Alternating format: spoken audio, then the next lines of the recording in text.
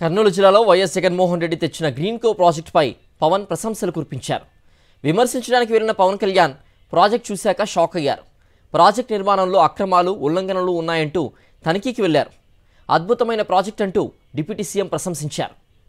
కర్నూలు, నంద్యాల జిల్లాల సరిహద్దుల్లో బోర్బకల్లు మండలం పిన్నాపురం దగ్గర నిర్మించిన green integrated renewable energy project అద్భుతమని, దేశానికే తలమానికమని డిప్యూటీ సీఎం పవన్ కళ్యాణ్ చెప్పారు.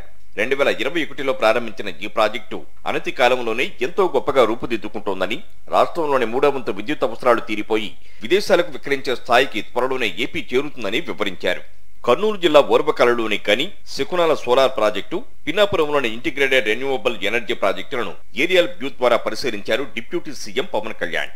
గన్నవరం నుంచి ప్రత్యేక విమానంలో ఓర్బకల్ ఎయిర్పోర్టుకు వచ్చిన ఆయన హెలికాప్టర్ ద్వారా సోలార్, ఐఆర్ఈపీ ప్రాజెక్టులను పరిశీలించారు. ఆ తర్వాత మంత్రి బీసీ జనార్దన్ రెడ్డి, గ్రీన్కో ఎండీ చలమశెట్టి అనిల్ కుమార్ తో కలిసి పినాపురం సమీపంలోని ఐఆర్ఈపీ ప్రాజెక్టును పరిశీలించారు పవన్ కళ్యాణ్. గ్రీన్కో ఎనర్జీ పినాపురంలో 12,000 కోట్లతో విద్యుత్ ప్రాజెక్టు నిర్మిస్తోందని, దీనికోసం మరో 10,000 కోట్లు ఖర్చు పెట్టాల్సి ఉందని తెలిపారు పవన్ కళ్యాణ్. ఈ ప్రాజెక్టు ద్వారా ఎందుకు పనికిరాని రాళ్లు, రప్పల మధ్య గాలి, నీరు, సోలార్ ద్వారా గ్రీన్ విద్యుత్తును ఉత్పత్తి చేయడం అద్భుతమన్నారు. దీని ద్వారా ప్రత్యక్షంగా 12,000 మందికి, పరోక్షంగా మరో 40,000 మందికి ఉపాధి లభిస్తుందన్నారు. ఈ ప్రాజెక్టును చూస్తే అమెరికాలోని ఆమ్స్టర్ డ్యామ్ను చూసినట్లుగా ఉందన్నారు.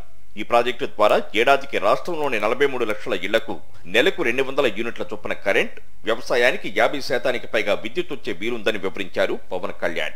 బట్ నాకు అనిపించిందంటే ఏ మాత్రం ఇష్యూ లేకుండా ఈ స్థాయికి ప్రాజెక్ట్ని తీసుకురాగలిగారంటే నిజంగా they have done a commendable job. Me team చాలా అద్భుతంగా చేశారు. ఇది అంటే సైజ్ ఆఫ్ ద ప్రాజెక్ట్ అంటే నాకు మొత్తం చూస్తూ ఉంటే మనకు భారతదేశంలో ఈ స్థాయి ప్రాజెక్ట్ ఎక్కడ లేదు. అమెరికాకి ఎక్కడ వెళ్తే హూవర్డ్ డ్యామ్ చూస్తే నాకు అది ఆ స్థాయికి అనిపించింది.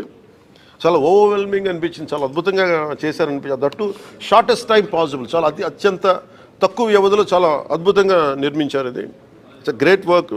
దీన్ని భవిష్యత్తులో ఇంక్లూడింగ్ ఫారెస్ట్ డిపార్ట్మెంట్తో కూడా నేను మా ఉన్నతాధికారులతో మాట్లాడి ఇది చాలా గొప్ప సైట్ సీయింగ్ ప్రాజెక్ట్ అయిపోద్ది. ఇది అలాగే ఇది చాలామంది ఒక గ్రేట్ ఎడ్యుకేషనల్ టూర్ అవుతుంది. ఇది అలాగే బోల్డంత ఎంప్లాయ్మెంట్ వస్తుంది. ఈ పర్టికులర్ ప్రాజెక్టు ఇది ఫుల్ ఫ్లెజ్డ్గా ఇంకొక కొంత సమయంలో, తక్కువ సమయంలోనే ఇది ఆపరేషన్లో వచ్చినప్పుడు అవసరమైతే ఇది విదేశాలకు కూడా మనం దీన్ని అమ్మి దీనివల్ల మనకి చేసి దానివల్ల మనకి ముఖ్యంగా ఫారెన్ ఎక్స్చేంజ్ రెవెన్యూ కూడా దేశానికి వచ్చే బలమైన అవకాశాలు ఉన్నాయి. ప్రపంచంలోనే అతిపెద్ద పునరుత్పాదక ప్రాజెక్టును గత ప్రభుత్వం తెచ్చింది. 2022 మే 17న అప్పటి సీఎం జగన్ ప్రాజెక్టును ప్రారంభించారు. 2024లో చంద్రబాబు సీఎం అయిన తర్వాత ఈ ప్రాజెక్టులో అటవీ భూముల ఆక్రమణ జరిగిందని విచారణకు పవన్ ఆదేశించారు. అటవీ, పర్యావరణ ఉల్లంఘనలను తనిఖీ చేయడానికి పవన్ కళ్యాణ్ వచ్చారు. తనిఖీ అనంతరం గ్రీన్కో ప్రాజెక్టుకు కితాబిచ్చారు. ఇన్నాళ్లు వైఎస్ జగన్ హయాంలో పరిశ్రమలు వెళ్లిపోయాయంటూ చంద్రబాబు, పవన్ కళ్యాణ్ దుష్ప్రచారం చేశారు.